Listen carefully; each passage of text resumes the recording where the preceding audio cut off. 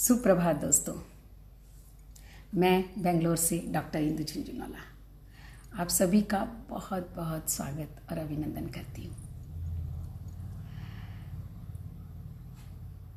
जैसे जैसे हम इस यात्रा में आगे बढ़ते जा रहे हैं, रोज का जो ये सफ़र है, ये कामायनी का सफ़र बनकर हमें एक दूसरी ही दुनिया में ले जा रहा है, एक दूसरे ही लोक में, जैसे कि हमारा पदार्पण हो रहा हो।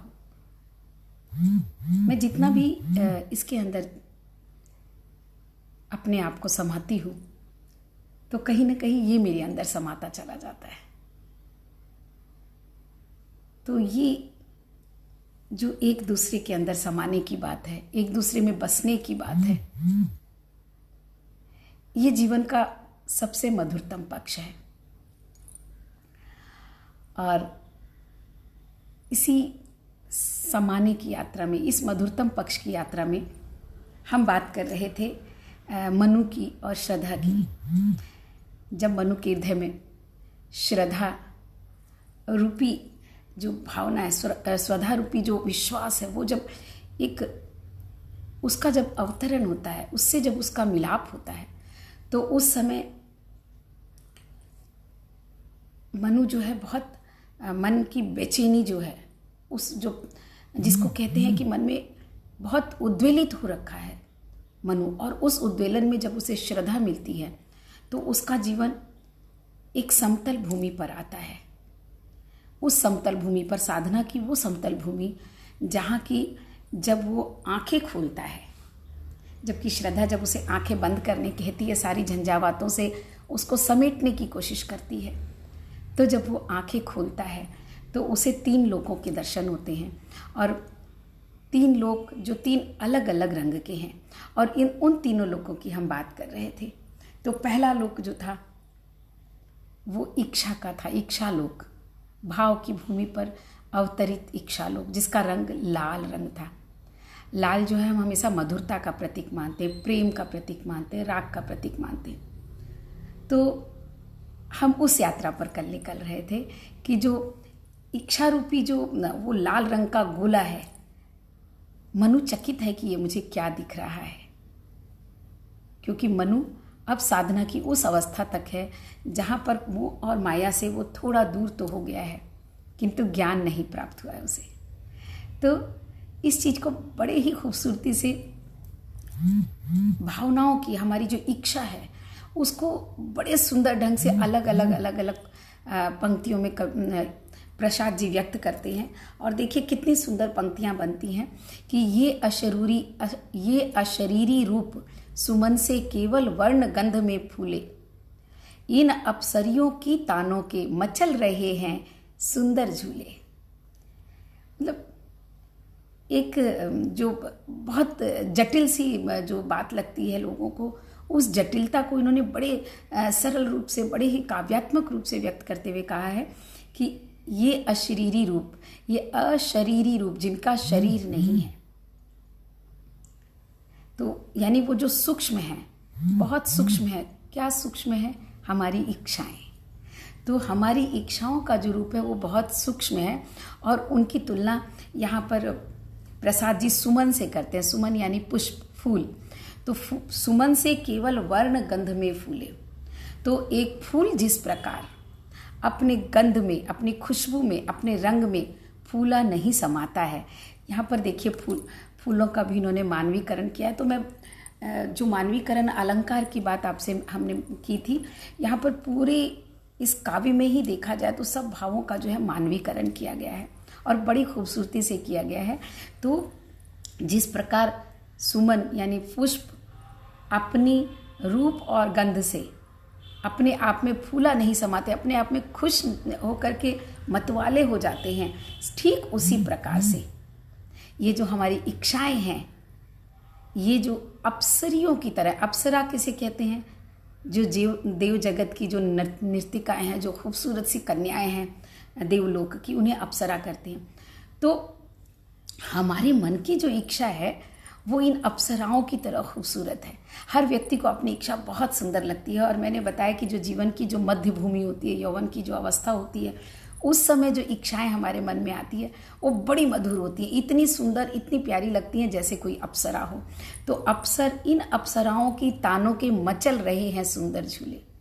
तो इच्छा रूपी अप्सरा जो गीत गाती है वो गीत उस सुंदर झूले की तरह है। देखिए, एक एक चीज़ में जो काव्य की जो खूबसूरती है वो यहाँ पर झलक के आती है कि वो इच्छाएं अप्सरा की तरह है, और अप्सरा के गीत जैसे कि बहुत मधुर लगते हैं, कानों को बहुत प्रिय लगते हैं और हमें एक आनंद के झूले में झुलाते हैं। वैसे ही इच्छाओं के जो गीत हैं, इच्छा जो है वो हमें बहुत सुंदर आनंद के झूलों में झुलाती है। तो एक इच्छा की बात यहाँ पर आगे बढ़ के कैसे कहते हैं, देखिए, भाव भूमिका इसी लोक की, जननी है सब पुण्य पाप की, ढलते सब स्वभाव प्रकृति बन, गल ज्वाला से मधुर ताप की। तो लेकिन ये इच्छाएं कैसी हैं? इन इच्छाओं का जो मधुर ताप है, मतलब इच्छाएं मधुर तो हैं लेकिन ताप भी है। ताप जो है गर्मी, जलन, जो कि कष्ट का प्रतीक है। तो यहाँ पर इन दोनों का समन्वय कितना सुंदर करते हैं कि ये मधुर भी हैं और ये हमें तपाती भी है, मतलब इसमें ज्वाला भी है, इसमें दर्द भी है, दुख भी है। और इस इच्छाओं के ताप से तप करके मनुष्य का जो स्वभाव बन जाता है उन इच्छाओं के कारण, क्योंकि हम सबसे पहले हमारे हृदय में क्या आता है, कुछ भी करने के पहले सबसे पहले इच्छा आती है, और वो जब हमारी भाव भूमि पर, हमारे भावलोक पर जब स्थापित होती है और उस पर जब हम चिंतन करते हैं, तब जाकर के हमारा वो कर्म रूप परिवर्तित होता है। तो कर्म की परिवर्तन की बात, हमारे स्वभाव की बात जब यहाँ पर प्रसाद जी इतनी खूबसूरती से कहते हैं कि भाव भूमि की इसी लोक की, जननी है सब पुण्य पाप की। तो पुण्य और पाप क्या है? देखिए, इतनी एक 4 पंक्तियों में इन्होंने इच्छा को पुण्य पाप से किस तरह से जोड़ा है। बड़ा सुंदर वर्णन है कि हम जैसी इच्छा करते हैं, जैसे भाव हमारे हृदय में होते हैं, उसी भाव के अनुरूप हमारा स्वभाव हो जाता है, प्राणी का स्वभाव हो जाता है। और उस स्वभाव के अनुरूप जब हम कार्य करते हैं तो वही पाप और पुण्य का हिसाब बन जाता है। तो इच्छा को सबसे ज़्यादा महत्व दिया गया है। प्रसाद जी ने यहाँ पर इच्छा को बहुत ज़्यादा महत्व दिया है। और हम देखते हैं कि अगर हम कहीं भी देखें, इवन अगर अपने न्यायालय की बात करें, तो किसी ने मुझे बताया था कि न्यायालय में भी आपका उद्देश्य क्या था। अगर किसी ने किसी की हत्या की है तो उसके पीछे उसका भाव क्या था, उसको मारना उसका भाव था या खुद को बचाना उसका भाव था। तो भाव सबसे ज़्यादा महत्वपूर्ण होते हैं जीवन में। और मैं देखती हूँ कि हम सबसे ज़्यादा जो ना, अगर किसी की उपेक्षा करते हैं ना, तो अपने उन भावों की करते हैं। आज जो मैं देखती हूँ कि दुनिया में जितना भी आपको ये आतंक, जितना भी भय, जितने भी कष्ट जो दिख रहे हैं, इन सब के तल में अगर जाते हैं, मैंने हमेशा ये बात देखी है कि हम जड़ों की बात नहीं करते हैं, हम फूल पत्तों की बात करते हैं। पत्ते सड़ गए तो पत्तों को तोड़ दो, फूल मुरझा गए फूल को अलग कर दो, लेकिन कीड़े लग गए हैं तो पत्तों के ऊपर हम दवाई डालते हैं। लेकिन एक्चुअली इसके अंदर होता क्या है? जड़। अगर जड़ सही नहीं है, मैं आज भी आपको इच्छा लोक की बात बता रही हूँ, जो कि उनको 3 गोले दिखे, क्योंकि इच्छा का बड़ा महत्व है। बहुत कुछ लिखा है प्रसाद जी ने इच्छा के लिए, लेकिन मैं मुख्य बिंदु सिर्फ आपसे बात करना चाहती हूँ इस बारे में कि जड़ क्या है। जड़ हमारे भाव हैं, हमारे वो भाव जो बचपन से, हमारे वो संस्कार जो कुछ पूर्ण जन्म के भी होते हैं, लेकिन हम जैसे जैसे एक बच्चा बड़ा होता है, वो जिस परिवार में, जिस संगत में रहता है, संगत की बात हमेशा जो है सभी संतों ने कही है कि संगत जैसी होती है वैसे ही व्यक्ति हो जाते हैं। तो उसके कारण जो हमारी इच्छाएं जो उत्पन्न होती है, हमारी भाव भूमि पर जो इच्छाओं रूपी वृक्ष लगते हैं, यहाँ पर अगर प्रसाद की भाषा में कहूँ तो इच्छाओं रूपी जो अप्सरियाँ जो है, जो नृत्य करती हैं, जो गान गाती हैं, वो बहुत सुंदर तो लगता है, लेकिन उन इच्छाओं के अनुसार ही हमारा जो कार्य होता है वो पाप पुण्य का भागीदार बन जाता है। तो पाप और पुण्य और कुछ नहीं, हमारी इच्छाओं की प्रतिफलन है, हमारी इच्छाओं का प्रतिफलन उसको कह सकते हैं। तो हमें जो सबसे ज़्यादा ध्यान देना चाहिए वो मुझे लगता है इच्छा पर देना रखना चाहिए कि हम क्या सोचते हैं, हम क्या विचार करते हैं, क्योंकि हम जैसा विचार करते हैं वैसा ही हम बोलते हैं, और जैसा हम बोलते हैं वैसा ही हम जीवन में करते हैं। तो हम, और होता क्या है कि मन, वचन और कार्य, इन तीनों के बीच में समन्वय नहीं होता है। ये भी एक बात है कि हम सोचते, बहुत जगह ऐसा होता है कि बहुत अच्छा सोचते तो हैं लेकिन वो बोल नहीं पाते, और जो बोलते हैं वो कर नहीं पाते। तो कहीं ना कहीं समन्वय की कमी जो है ना, यहाँ पर हमें हर जगह दिखती है। लेकिन अगर हम इस दृष्टि से देखते हैं, जीवन के मध्य भूमि में जो इच्छाएं हमारे मन में प्रतिफलित होती हैं, उन इच्छाओं के अनुरूप हमारा स्वभाव बन जाता है, और हमारे स्वभाव के अनुरूप जब हम कार्य करते हैं तो वो कार्य जो है अच्छा भी हो सकता है और बुरा भी हो सकता है, और उस अच्छे बुरे के अनुसार पाप भी हो सकता है और पुण्य भी हो सकता है। तो इच्छाओं का कितना महत्व और कितनी खूबसूरती से इन्होंने बताया है। और देखिए, इच्छाओं के बाद भी बहुत सारी दिक्कतें आती हैं हमें जीवन में, बहुत बहुत सारी दिक्कतें आती हैं, और उसको बड़े सुंदर ढंग से प्रसाद जी कहते हैं कि नियममयी उलझन लतिका का भाव बिटपी से आकर मिलना। नियममयी उलझन लतिका का भाव विपटी से आकर मिलना, जीवन वन की बनी समस्या आशा नव कुसुमों का खिलना। तो नियम वाली उलझन लतिका की, लतिका मतलब लताएं, पेड़ की जो लताएं होती हैं, और यहाँ पर लतिका मतलब अगर प्रसाद जी ने यहाँ पर एक एक शब्दों का जो चुनाव किया है, वो चुनाव अपने आप में इतना अर्थ भरा है, इतना प्रासंगिक हो जाता है कि अगर हम एक एक शब्दों की बात करें ना, तो मुझे लगता है कि उनकी एक एक जो 4 पंक्तियां हैं उसके ऊपर हम इतना कुछ कह सकते हैं, इतना कुछ लिख सकते हैं, और उससे इतना कुछ जान सकते हैं 4 पंक्तियों से। वो जो गागर में सागर वाली उक्ति जो हम कबीर के लिए कहते हैं ना, तो मुझे लगता है जो वास्तव में जो कवि होते हैं उनकी रचनाओं में गागर में सागर ही होता है।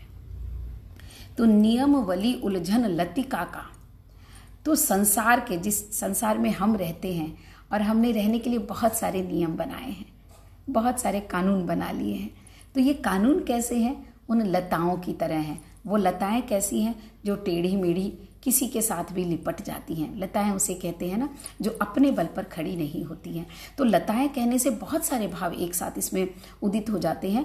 तो वैसी नियमावली, वैसी नियम की पंक्तियाँ, नियमावली नियम की पंक्तियाँ, वैसी नियम जो हैं, दुनिया भर के जो नियम हैं, उन सारे नियम रूपी लतिकाओं में जो क्या होता है, वो नियम रूपी लतिकाएं जो है भाव विपटी से आकर मिलना। विपटी मतलब वृक्ष। तो भाव रूपी वृक्ष से जो संसार के जो नियम हैं वो जब आके लिपट जाते हैं लतिकाओं की तरह, मतलब हम सोचते तो कुछ और हमारे भाव बहुत अच्छे भी हो सकते हैं, बहुत सुंदर भाव हो सकते हैं, लेकिन उन सुंदर भावों पर अंकुश कहाँ लग जाता है?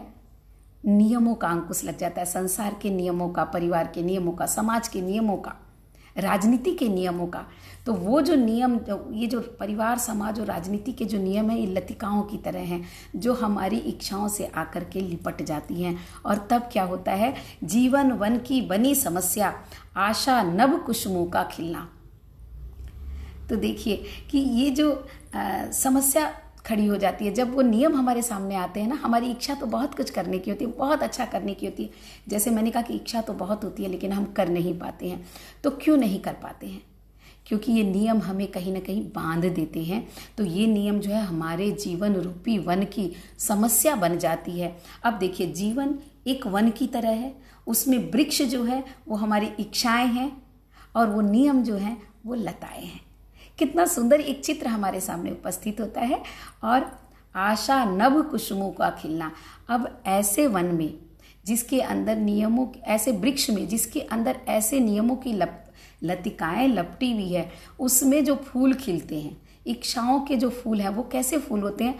नभ कुसुम। नभ मतलब आकाश, आकाश के पुष्प की तरह होते हैं। आकाश में पुष्प होते हैं क्या? नहीं।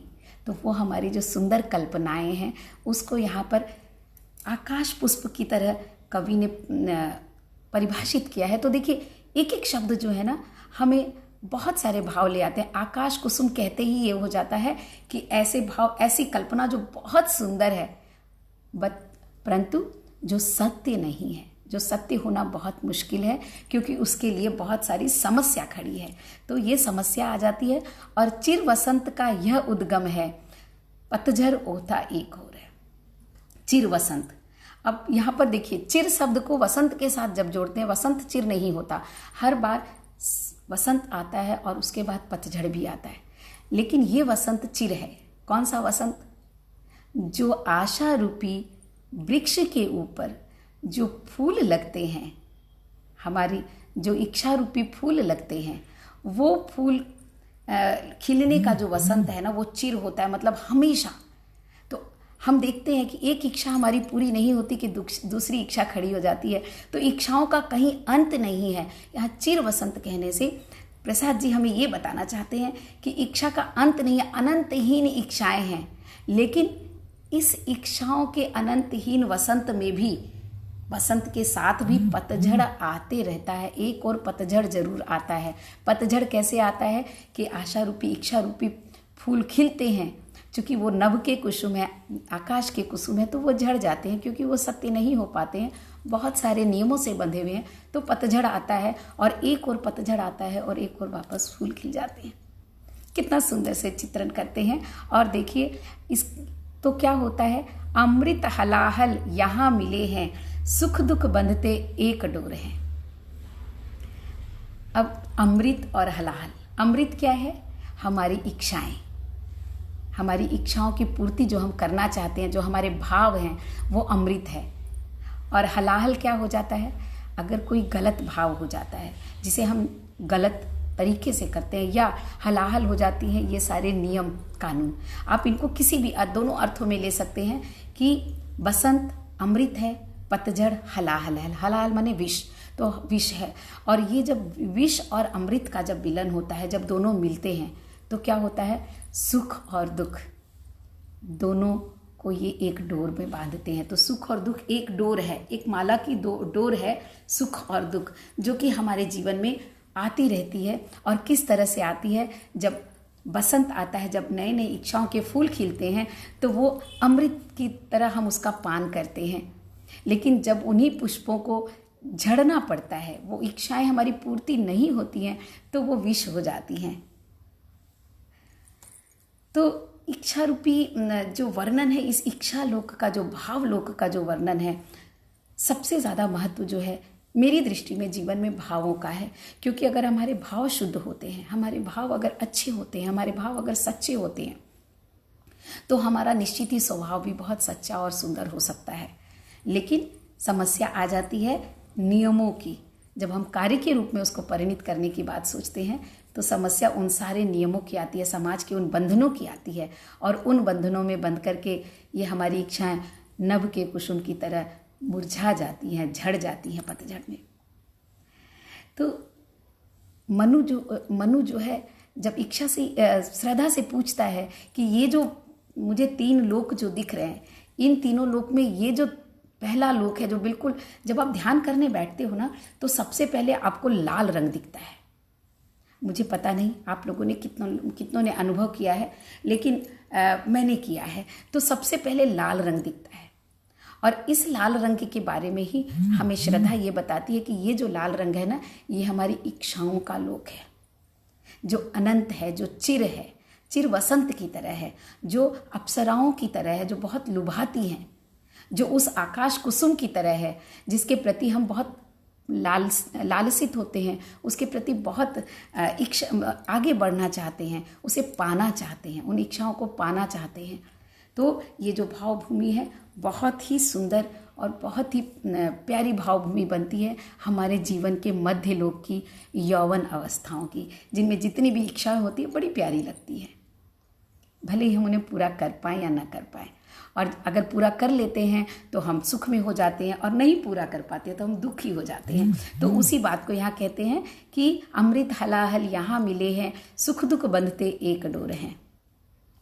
और उसके बाद इतनी सारी बातें जब श्रद्धा कर देती है, तो मनु बहुत बेचैन हो जाते हैं कि तुमने जो इच्छाओं की बात की, बड़ी सुंदर बातें तुमने की है इन इच्छाओं की, लेकिन अब मनु जो है दूसरे गोले की बात करते हैं। वो जो दूसरा ग्रह जो उन्हें दिखता है, दूसरी जो चमक उन्हें दिखती है, जब वो अपना ध्यान यहाँ केंद्रित करके रखते हैं, तो वो जो दूसरा लोक है वो श्यामल लोक है, श्याम कलर का है। देखिए रंगों का अलग अलग किस तरह से उन्होंने महत्व देते हुए इसको भी यहाँ पर अपनाते हैं प्रसाद जी कि पहला लोक लाल रंग का था क्योंकि वो इच्छा का था, प्रेम का था, और प्रेम को लाल रंग का प्रतीक मानते हैं।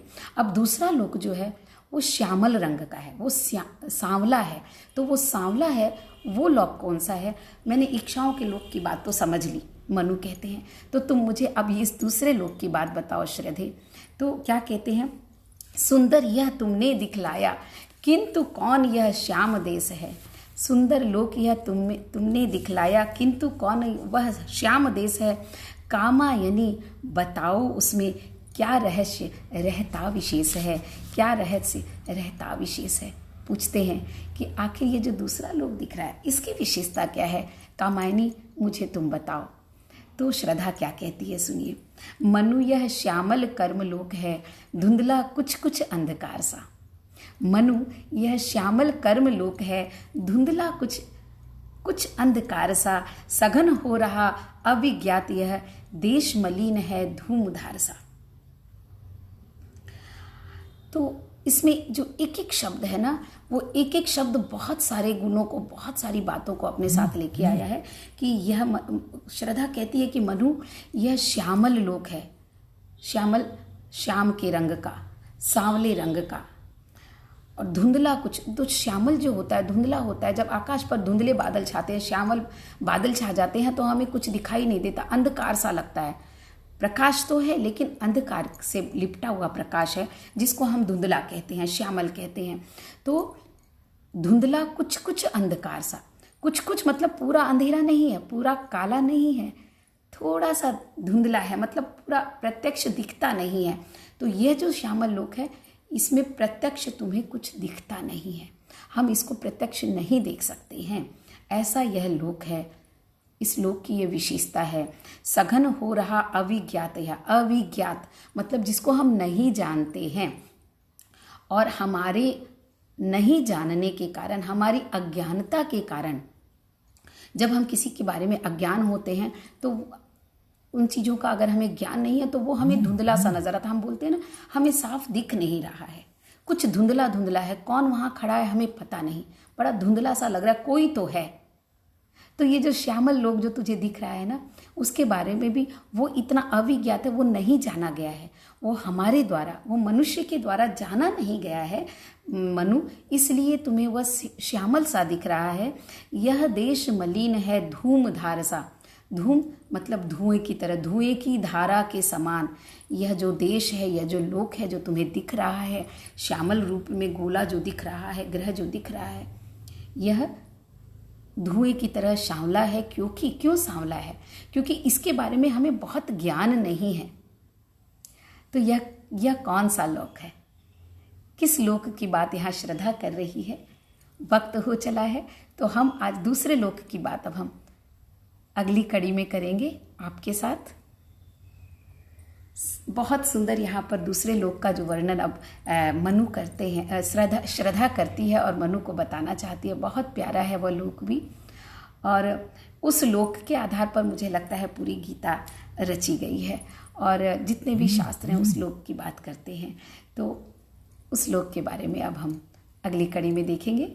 आज के लिए बस इतना ही। बहुत सुंदर प्रसाद ने कहा है, और मैं ये कहती हूँ कि आप उस लोक के बारे में तो सोचें ही, लेकिन पहले आप उस लोक के बारे में सोचें, इच्छा लोक के बारे में। आपकी जो भाव भूमि है उसमें जो इच्छा रूपी जो पुष्प खिलते हैं, उन खिलन के लिए, उन पुष्पों के लिए हमें चेतन होना बहुत ज़रूरी है, चिंतन करना बहुत ज़रूरी। चिंता नहीं, चिंतन करना है। चिंता और चिंतन में बड़ा फ़र्क है।